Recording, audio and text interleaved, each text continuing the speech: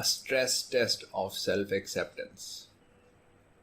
Stress testing मतलब पूरा limit तक चेक कर रहे हैं हम कितनी सेल्फ एक्सेप्टेंस है. तो ये मेरे ख्याल से उस केस में होता है जब कोई कहता है यार तुम्हें इतना भी नहीं आता.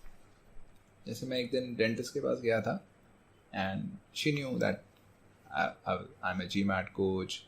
मैं उसमें आई थिंक उसको ये भी पता था मैं क्वांट और वोबल पढ़ाता हूँ तो आई टीच इंग्लिश. तो उसने मुझे कुछ टर्म बोली which is not sure. Flossing थी. फ्लॉसिंग तो मुझे पता है.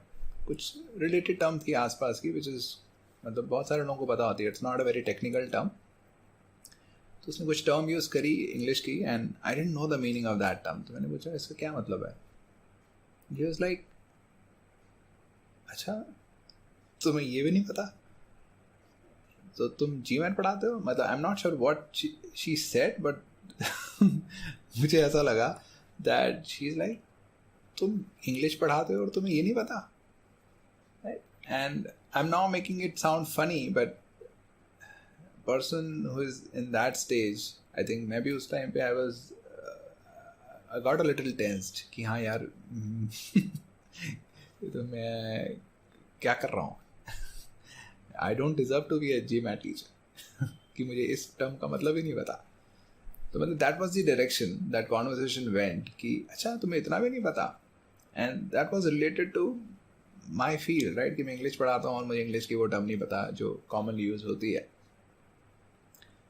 तो आई थिंक ये similar shaming strategy. So it's मतलब of course probably the dentist didn't want to use in that way but बहुत ही common way to shame others. Shame others means कि यार तू इस लायक भी नहीं है.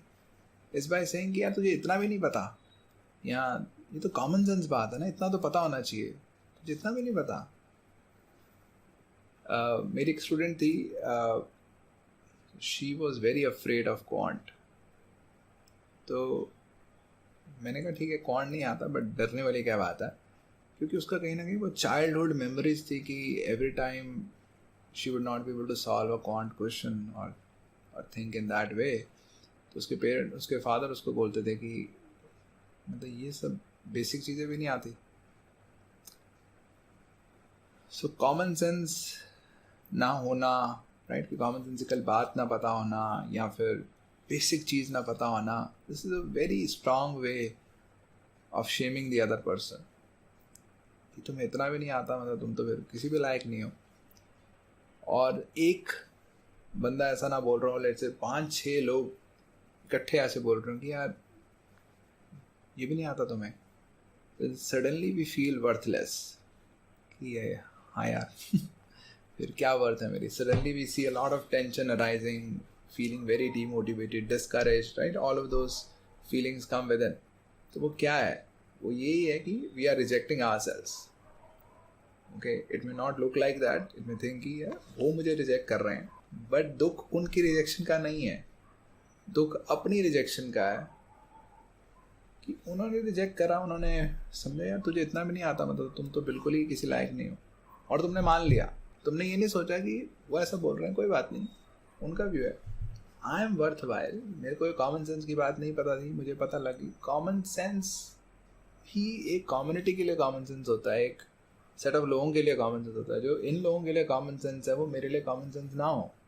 फॉर एग्जाम्पल मेरा एक स्टूडेंट जापान गया था. तो वहाँ पे जापान में क्या होता है कि रोड साइड पे उसने मुझे बताया if I remember correctly road side पे फ्रूट की बास्केट्स पड़ी होती हैं. तो उसने अपने जापानीज कलीग से पूछा यार ये फ्रूट की बास्केट पड़ी हुई है ऐसे क्या कर रही हैं. वो कहते हैं कि मतलब लोग आते हैं जिसको जो फ्रूट लेने ले लेते हैं पैसे रख देते हैं. उस फ्रूट के प्राइजेस वहाँ लगे हुए हैं पैसे रख देते हैं and that's how it works. पैसे रख देते हैं फ्रूट की बास्केट पड़ी हुई है. पर अगर कोई फ्रूट ले जाए और पैसे ना रखे फिर तो उसका जापानीज फ्रेंड था वो हैरान हो गया. पर ऐसा कोई क्यों करेगा. अब वो इंडिया में तो रहता नहीं है. तो जापान में बिल्कुल कॉमन सेंस ही नहीं है ये वाली. जो इंडिया में तो परफेक्टली कॉमन सेंस है कि हाँ यार ऐसे नहीं रख सकते. ऐसे कोई रख दे तो इंडिया में कहीं यार कॉमन सेंस ही नहीं है. पर वहाँ पे उन लोगों के लिए बड़ी हैरानी की बात है. पर ऐसा कोई क्यों करेगा कि फ्रूट उठा के ले जाए और पैसे ना रखे. ऐसा कोई क्यों करेगा. तो जो एक सेट ऑफ लोगों के लिए कॉमन सेंस है वो दूसरे के लिए कॉमन सेंस ना हो। मुझे बहुत सारी चीज़ें नहीं पता कि रिलेटिव से कैसे डील करते हैं वगैरह वगैरह, तो अब कोई मुझे शेम कर सकता है, तुझे इतना भी नहीं पता, हाँ नहीं पता, मुझे बता दो। तो उसमें अगर दूसरे हमें रिजेक्ट कर रहे हैं बाय सेइंग यार तुझे इतना भी नहीं पता, that's a very stress testing scenario of self acceptance. उस टाइम पे भी क्या हम अपने आप को एक्सेप्ट कर सकते हैं यार मैं फिर भी बढ़िया ही बंदा हूँ, आई एक्सेप्ट माई सेल्फ। मुझे नहीं पता 10 चीज़ें नहीं पता, मुझे 100 चीज़ें नहीं पता, मुझे 1000 चीज़ें नहीं पता, but that doesn't make me any less worthy. I'm still a worthwhile person. I'm still a person of self-respect, self-acceptance. ठीक है, जो चीज़ें नहीं पता I'll gradually learn and improve. That's fine, that's a part of the process. किसी को 10 चीज़ें नहीं पता, किसी को 100 चीज़ें नहीं पता, किसी को 1000 चीज़ें नहीं पता. But does it determine a person's worth? It need not.